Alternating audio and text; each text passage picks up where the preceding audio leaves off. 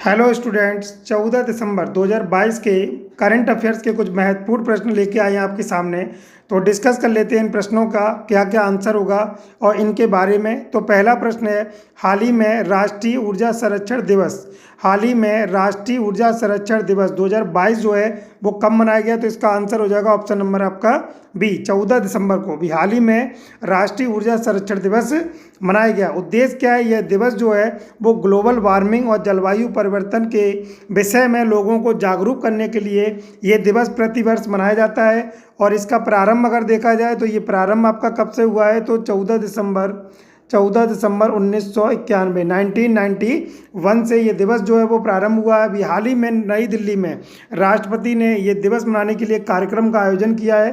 ठीक है, उसमें आपका एक मोबाइल एप्लीकेशन भी लॉन्च किया गया है। कौन सा है? तो उस मोबाइल एप्लीकेशन का नाम थोड़ा याद रखना आप लोग, ईवी यात्रा नामक एक मोबाइल एप्लीकेशन लॉन्च किया गया है। ठीक है, तो ये दिवस आपका कब मनाया गया? 14 दिसंबर का। नेक्स्ट क्वेश्चन की तरफ आगे बढ़ते हैं हम लोग। क्वेश्चन नंबर हमारा सेकंड है, हाल ही में आयुष्मान भारत स्वास्थ्य कार्ड बनाने के लिए कौन सा राज्य जो है वो प्रथम स्थान पर रहा है? तो इसका आंसर हो जाएगा ऑप्शन नंबर आपका बी, जम्मू कश्मीर। अभी हाल ही में जम्मू कश्मीर जो है आयुष्मान भारत स्वास्थ्य कार्ड बनाने में प्रथम स्थान पर रहा है। ठीक है, और पता है आपको जैसा कि 31 अक्टूबर 2019 को जम्मू कश्मीर और आपका लद्दाख जो है जम्मू कश्मीर और आपका लद्दाख जो है ये दोनों आपके केंद्र शासित प्रदेश बने हैं। कब? तो 31 अक्टूबर 2019 को। ठीक है, इसके पहले जम्मू कश्मीर को एक राज्य का दर्जा प्राप्त था।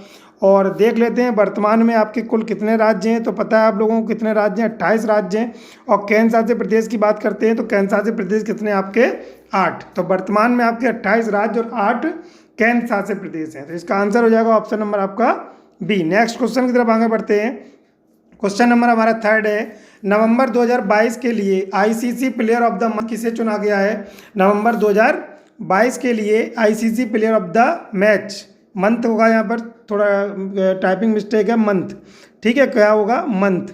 तो ICC player of the month 2022 के नवंबर का किसको चुना गया है? तो ऑप्शन नंबर आपका सी है, जॉस बटलर। कौन है खिलाड़ी आपके?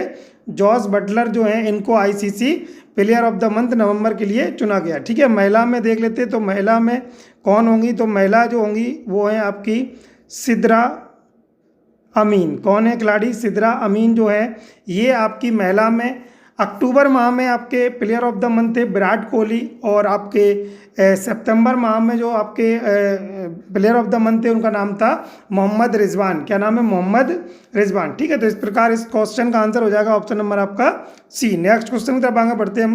क्वेश्चन नंबर हमारा 4 है, हाल ही में प्रसिद्ध व्यक्तित्व सुलोचना चाणक्य, इनका हाल ही में निधन हो गया है। इनका जो संबंध है वो किससे है? तो ये आपकी जो सुलोचना है इनका संबंध जो है वो किससे है? तो ये हमारी प्रसिद्ध क्या थी? एक गायक थी। कौन थी? गायक। तो इसका आंसर हो जाएगा ऑप्शन नंबर आपका बी। मराठी भाषा की एक संगीत शैली है, उसका नाम है लाडवी। गायिका थी ये, इनका हाल ही में क्या हो गया? निधन हो गया। ठीक है, इनका हाल ही में भी क्या हो गया? निधन। तो इसका आंसर हो जाएगा ऑप्शन नंबर आपका बी।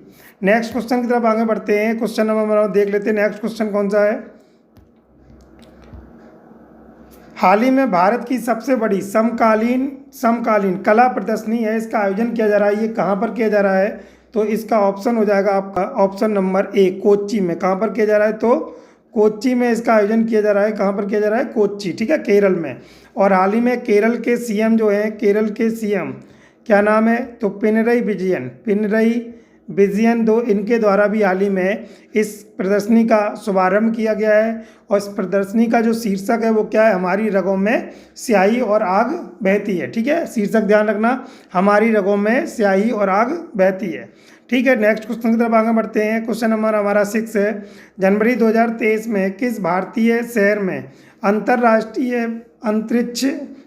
भारत अंतर्राष्ट्रीय विज्ञान महोत्सव का आयोजन किया गया है? तो इसका आंसर हो जाएगा ऑप्शन नंबर आपका ए, यानी कि भोपाल जो है, भोपाल मध्य प्रदेश, भोपाल में आपका ये अभी हाल ही में क्या होने जा रहा है?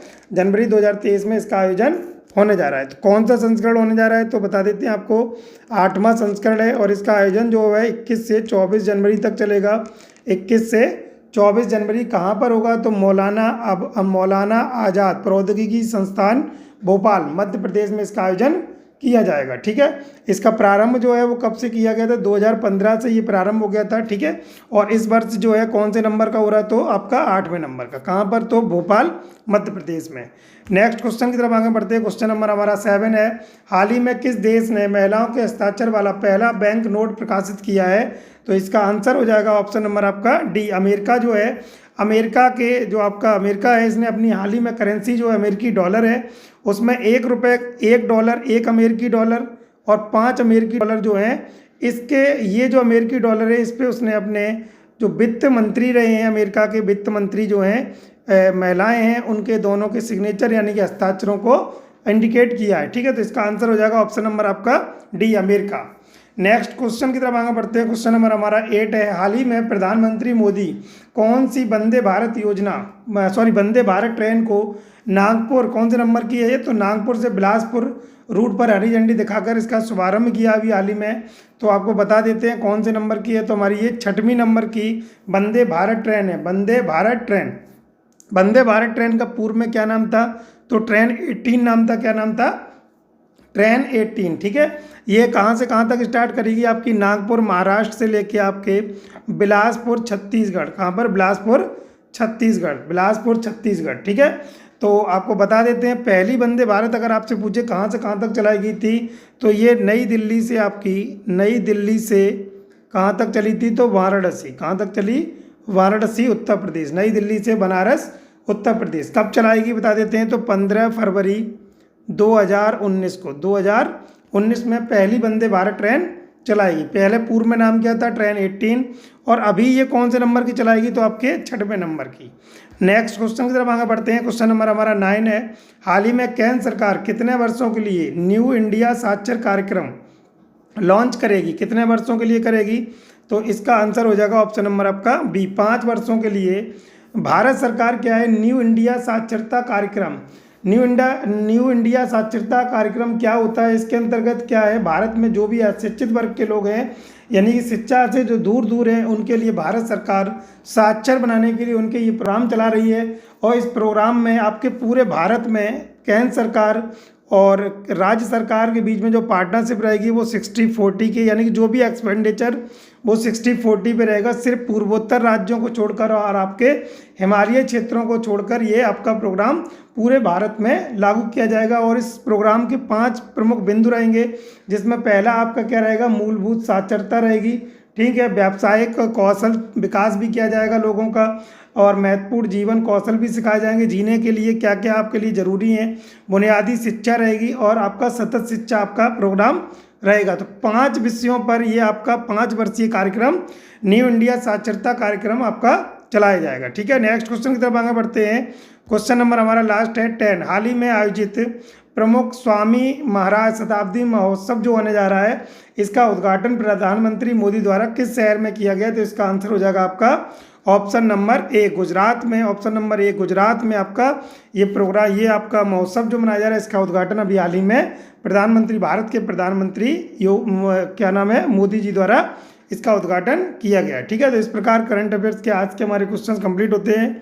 नेक्स्ट क्लास में मिलते हैं। बहुत बहुत धन्यवाद, नमस्कार।